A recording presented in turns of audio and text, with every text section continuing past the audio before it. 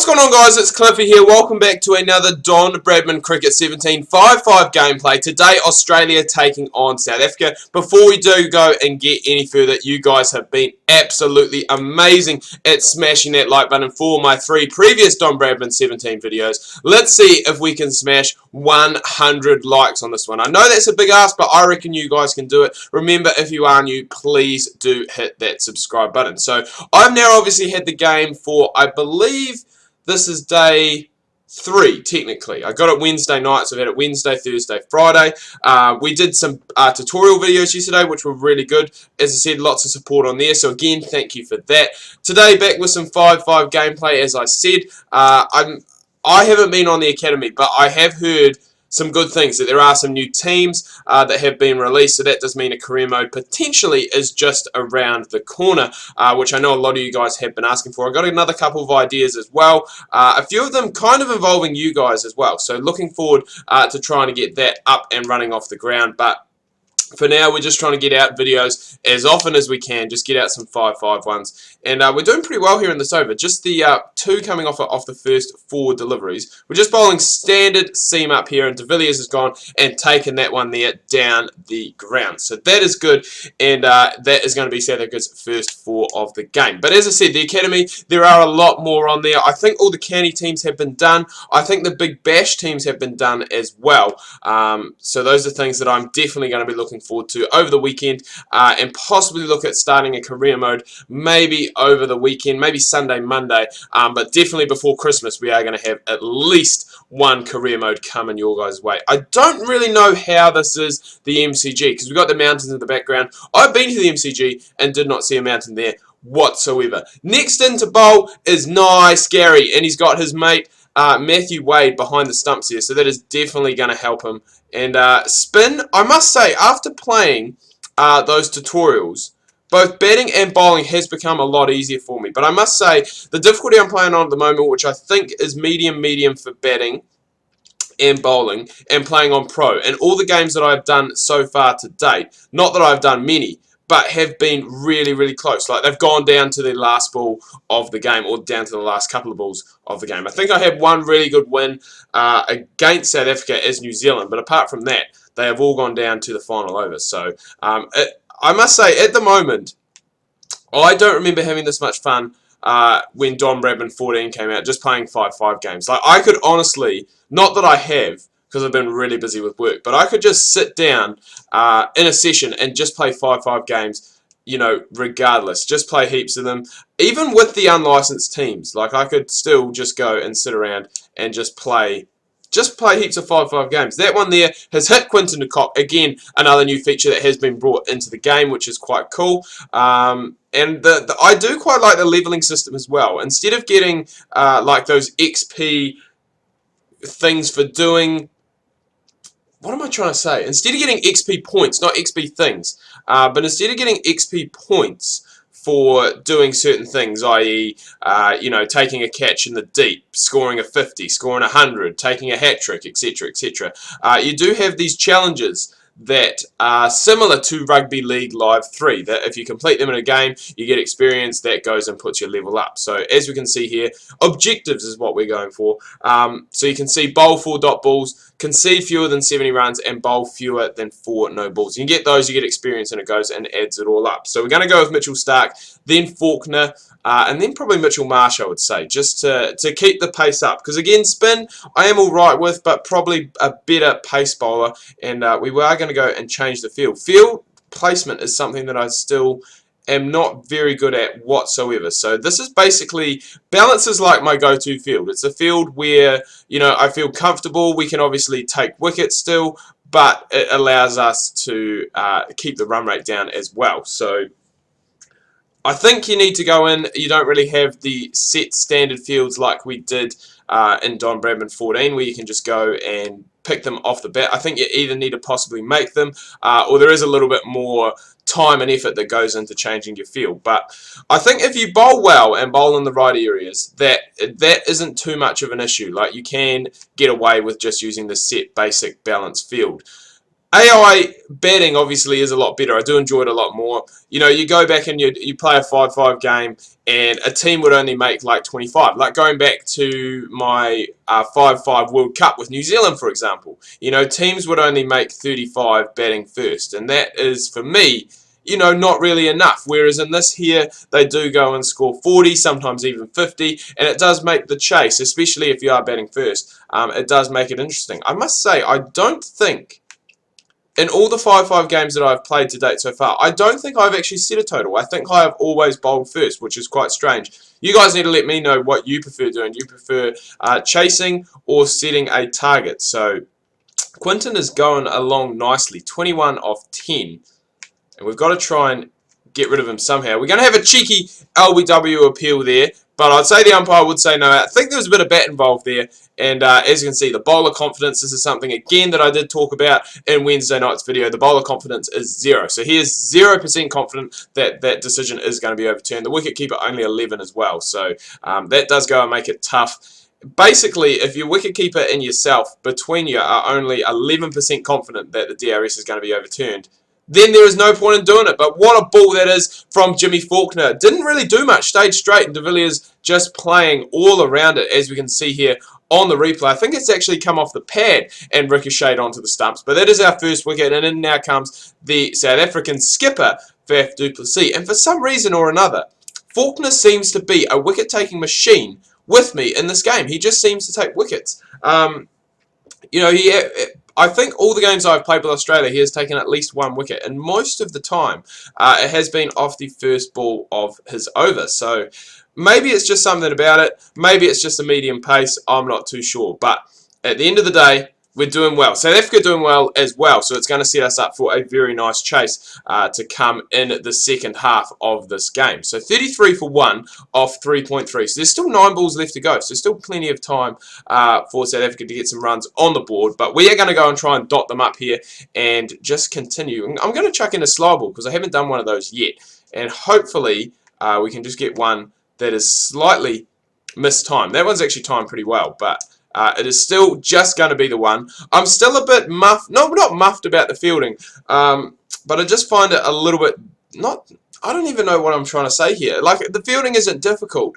I'm sure there's a way around it, but when it comes to, you know, catches like this, that's going to be a good catch by the keeper. That's going to see Quinton de Kock back in the hut for 21. Very well made 21 off 12, I must add. But as I said, Faulkner, the wicket-taking machine, he's got a couple here, and 1 over left, 2 for 34, so a pretty good score so far for Australia. But back to that point about fielding, it just seems to be that you can't really control the fielder and, you know, just trying to flick it back when it's heading towards a boundary. Again, if I'm wrong, let me know in the comments, because it would be greatly beneficial to me and probably greatly beneficial to you as well if you guys knew what to do. And I guess there probably is a lot of people. The game still is only very new. I think it's only just the time I'm recording this video now, I think it is only just releasing in stores in Australia. It was out on the PS Store and the Xbox Store yesterday. But yeah, still to be released physically, physical copies in stores. So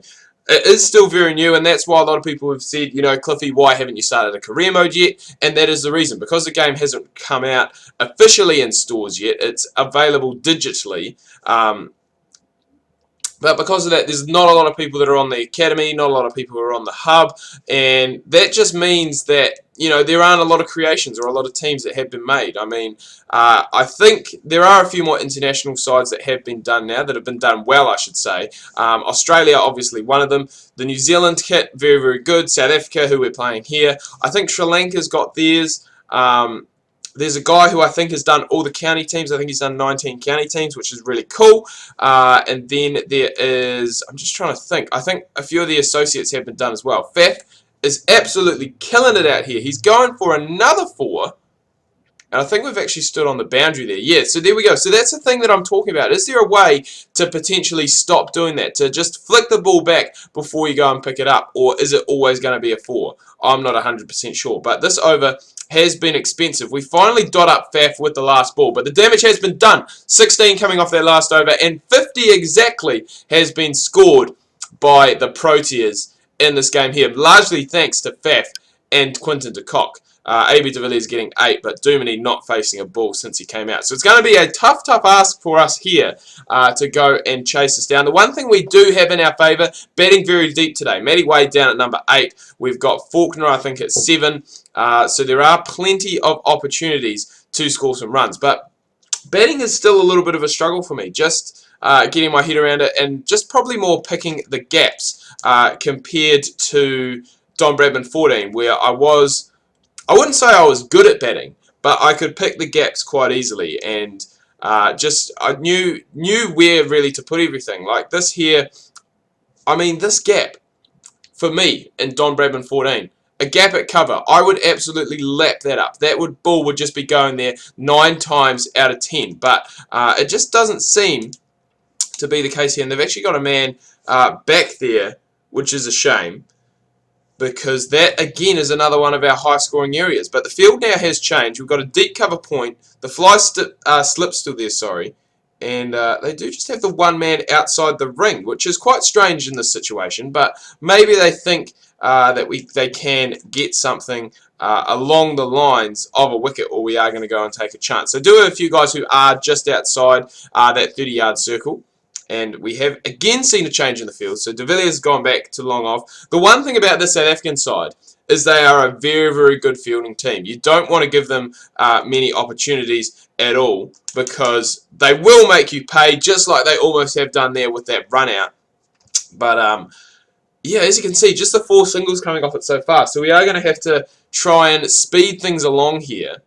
And again, I don't want to go and really give my wicket away too easily, but we are having to take a few risky singles at the moment here just to try and keep the scoreboard ticking over. But the timing just isn't quite there at the moment, and we just can't hit those gaps. We have done well to rotate the strike and keep the scoreboard ticking over, but nowhere near at the rate I would have liked. There's no way I've got an edge on that umpire. Do not give me out. Thank you very much. You are not getting David Warner out like that, Rabada. You are kidding me, Faf. There is no way I have hit that. No way. Thank you very much. It is nice to see that the AI do actually go and challenge decisions, because I don't think they did that much in the last game. And again, we've got the same the same field for Finch.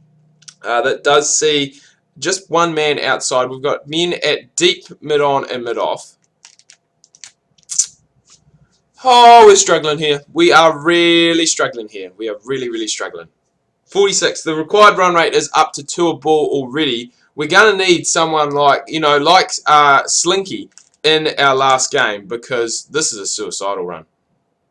Mitchell Santner was our saviour last time. We're going to need something like that again, because I just honestly do not know. I don't know what we can do. We can't keep going along and just nudging the singles, because otherwise we are going to lose by a good margin. So that will help us. Extras is going to help us. They're going to be our friend, and they will keep us going along quite nicely. So there we go. Back down to 12. So 2 runs a ball. But man, oh man. I don't know what we can do. We need to start playing aggressive. We need to start hitting boundaries. Otherwise, it is going to be a tough time for us, as I said. It's going to be very tough. 40 off 21. I mean, with the wickets in hand, yes. But because it is so early on in the innings, and both these players probably don't have the required... Oh, that's out. I was going to say, the required timing that we're after, we're going to have stuff like that happen. And there we go. We see Warner back in the hut for 6 off 5, but it was needed. You know, we can't keep going around and just nudging the singles. It's just not going to work. Stevie Smith now in at number 4, so hopefully he can go and get us going. Finch on strike, though, because the batters did cross. But again, that required run rate is down. Whew. Sorry, it's up. Technically, the required run rate is up. It is up above 2 runs a ball now. So we are in, as I said, for a spot of trouble. We are really... There's going to have to be one bowler that we're going to have to target. And I think Imran Tahir is possibly in next. So I'm going to think it's going to probably be him. But there's another one gone. So Finchy gone. 2 new players at the crease now. And this run chase is looking ever so hard. Those 16 that came off that last over from Mitchell Marsh are probably starting to come back to haunt us. Peter Hanscom, these 2 saved Australia last night. Well, didn't save them. They were still in a good position, but they had a good partnership last night. I think Smith, both of them not out overnight. But yeah, Smith, I think 110. And Hanscom, I think at the moment is 64 as well. So still a lot of time left to bat, obviously, and it would be nice if Hanscom could keep going and getting the score. Really maintain, I guess, that spot, that number 5 spot in the test side, because he is a decent batter. And I was going to say, finally we get one that's timed decently, but not timed well enough, and that's been our problem. We just haven't been able to hit the gaps with any great power. And that is why we have gone, and we are struggling. We are really struggling in this game. Go. Go the ball. Go the ball. Go for 4. We can use those 5 wides. Funny story, actually. Last night in the... What is going on? Oh, there we go. There's the ball. I honestly could have run 4 then. Last night in the Super Smash, which is New Zealand's T20 competition, the game which was featuring Canterbury and Wellington... let me get this. Let me get this straight. There is no way that Wellington should have got back into the game the way they did. They were completely out of it. I think Luke Ronke and Luke Woodcock got them close, and obviously the game finished in a tie. Shouldn't have finished in a tie. Wellington went out first. I think they scored 6. No, 5 in their super over. 6 in their super over. I'm not sure. One of the 2, but didn't score many. Canterbury lost a wicket first ball. Then the next ball went for 5 wide. So all of a sudden, it was 6 off 5, then went to 1 off 5. I think there was a dot, and then Tommy Latham, obviously the New Zealand opener, he hit a 4 to win the game, which is good because Canterbury, I wouldn't say they've been struggling in the Super Smash, but they really did need that win. I think that's one of their first wins as well. We are still early on in the competition though, so that's something that, you know, we can use in our favour a little bit. So, oh god, the ball is swinging heaps. Why did I choose to play at the G? Why did I choose to play at the G? We're gonna need. Well, saying that though, oh no, never mind. Just ignore me. I was gonna say after 2 overs, South Africa were in a very similar situation to this. But what I didn't realise is that this is the end of the 3rd over. So we've only got 22 on the board, and we are 2 wickets down. That was a better over, but still not quite enough. And Tahir, I think, is going to be the guy that we have to target. We have to try and go downtown on Imran. Otherwise, oh God, what am I doing? Otherwise, we are going to be in for a big, big loss. And I think this would actually be our first loss of Don Bradman 17. So we can't let that happen. We need just under 3 a ball now and over. So hopefully, Stevie Smith and Hanscom, as I said, they did it last night. They're going to have to do it again here. They are going to have to see us home, so hopefully they can go and do that. 26 off 10, so it's still not impossible, but we probably want to try and take it down to, I don't know, just maybe 12 needed off the last over. I think if we can get it down to that, or even 14, then we are in with a shot. But I think anything more than that is going to be very, very tough. As I said, this is the over we did need to target. We've done that so far. Should have gone over cover with that one. And it's going to be very tough now to get that 14 down there. We are going to need... we're going to need a 6, actually. And we're just going for a slog now. And it's making it very, very tough. So 22 off 7. Again, it's not completely out of the game. But we are going to need a 4 almost every ball now. So... those 2 dot balls that we had at the back end of the over did really hurt us in a way, because it means we need 18. We need 3 runs a ball off this last over. We've got David Visa coming in. We've got Peter Hanscom as the batsman. And through mid-wicket is going to be that region that I am going to be looking for. Either that or down the ground, depending on the width of the delivery. But that one there we haven't got a hold of whatsoever. And what a catch that is. I'm not too sure who that is down there. Faf du Plessis, so the captain, doing his job. But the one thing we did do, we did get Stephen Smith on strike, and we got Maxi down the other end. So potentially, you know, not the worst person to come out in this situation where you need 4s basically from the get-go. And that there is a very good ball from David Visa. It takes it down to 17 off 4. So we're going to start needing some 6s here. Otherwise, we are going to be in... Well, I guess we could hit 4 4s and tie the game. Oh, God. But Maxwell has got nothing on that. And now the game basically... Well, it's still not done and dusted. 3 6s is 18. If my maths is correct. Which it is. So it is still possible. There's still a chance, but that one there hasn't gone far enough. That's what we needed, that first ball. We needed it to go away for a boundary, but we have just put a bit too much pressure on ourselves. Again, the game's still not over. We just need 2 sixes to finish things off. So Smithy, you have got the captaincy on your shoulders. You have got the chance to win the game. Good ball from David Visa. The Yorker length hasn't been able to get underneath it enough, and that has seen it shoot away for a 4. And now, barring major disaster, this game is going to head South Africa's way. As I said, unless there's a no ball or a wide, and he's got up underneath that, probably again not far enough, is going to run away for a 4. So I think Stevie Smith finishes with 27, but at the end of the day, that 27 is not enough. And that last over from Mitchell Marsh did prove the difference in the end. So that's South Africa win by 3 runs. Steve Smith, 27, so scoring over half of our runs. But Mitchell Marsh and even Lyon, both going for 14 in those overs without a wicket, really did go and cost us. Anyway, guys, I'm going to wrap things up here. Do hope you have enjoyed this video. Until next time, this is Cliffy, your King of Career Mode and New Zealand Don Bradman Cricket, signing out.